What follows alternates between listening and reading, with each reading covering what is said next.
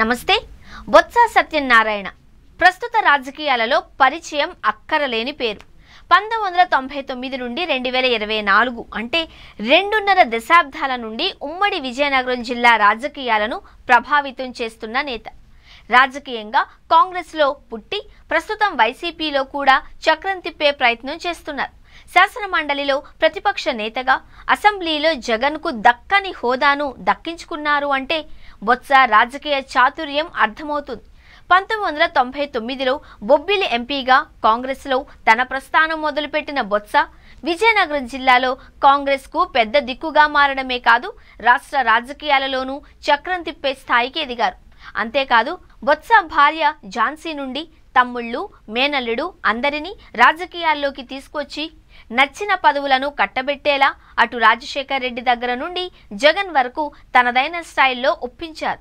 Liquor king, Volks wagon, భూమాఫియా, ఉద్యోగాల అమ్మకమంటూ ఎన్ని అవినీతి ఆరోపణలు వచ్చినా వాటితో తనకేం సంబంధం లేదన్నట్లు తనదైన స్టైల్లో రాజకీయం చేస్తుంటారాయన.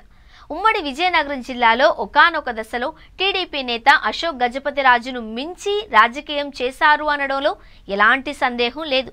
కాపు నాయకుడిగా కాంగ్రెస్ హయాంలో తనదైన మార్కు వేసుకున్నారు. వైసీపీలో జాయిన్ అయిన తరువాత మాత్రం సత్యబాబు ఒడిదుడుకులు ఎదుర్కోవాల్సి వచ్చింది. వైఎస్ దగ్గర ఉన్న పవర్ జగన్ వద్ద సంపాదించలేకపోయారంటారు రాజకీయ విశ్లేషకులు. సత్యబాబు లాంటి సీనియర్ను పక్కన పెట్టి విజయసాయిరెడ్డి, వైవి సుబ్బారెడ్డి లాంటి వాళ్లకు ఉత్తరాంధ్ర పార్టీ బాధ్యతలను అప్పచెప్పడం 2024లో వైసీపీకి పెద్ద మైనస్గా మారిందంటారు. ఆఖరికి సత్యబాబు సతీమణి ఝాన్సీని విశాఖ ఎంపీ స్థానంలో బలవంతంగా బరిలోకి దింపిన వైసీపీ ఘోర పరాజయాన్ని మూటగట్టుకుంది. నిజానికి గత ఎన్నికల్లో ఆయన పక్కకు తప్పుకొని తనయుడు సందీప్ని చీపురుపల్లి నుంచి బరిలోకి దించాలి అని యత్నించారు. కానీ జగన్ ససేమిరా అనడంతో మరోసారి బొత్స బరిలో దిగారు.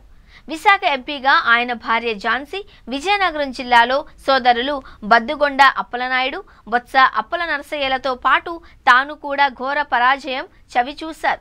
అయితే ఈసారి ఎలా అయినా కొడుకు సందీప్తో రంగప్రవేశం చేయించి తాను విశాఖ నుండి రాజకీయాలు చేసేలా ప్రణాళికలు రచిస్తున్నారట. ఆ 2 జిల్లాలు తమ కనుసన్నల్లో ఉండేటట్లుగా ప్లాన్ చేస్తున్నారట. అందుకే సొంత జిల్లా విజయనగరానికి చుట్టం చూపుకి వచ్చిపోతూ ఫోకస్ అంతా వైజాగ్ పై పెడుతున్నారట. కిమిడి ఫ్యామిలీకి పోటీగా ఇప్పటి నుంచే చీపురుపల్లి నియోజకవర్గ బాధ్యతలు పూర్తిగా కొడుకు సందీప్కు అప్పగించే యోచనలో ఉన్నారట. గతంలో మేనల్లుడు చిన్న శ్రీను ఈ నియోజకవర్గానికి బొత్సాకి బదులుగా గార్డియన్గా ఉండేవారు. విజయనగరం జడ్పీ చైర్మన్ అయిన చిన్న శ్రీను ఇప్పుడు సొంత లెక్కలతో బొత్సకు దూరం జరిగారు.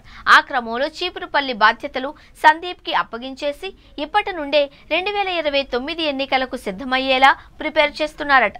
సందీప్కి చెందిన ధీరా ఫౌండేషన్ నియోజకవర్గంలో పలు సేవా కార్యక్రమాలు చేస్తున్నప్పటికీ ఆయన మాత్రం ప్రస్తుతానికి సమయం కేటాయించడం లేదు.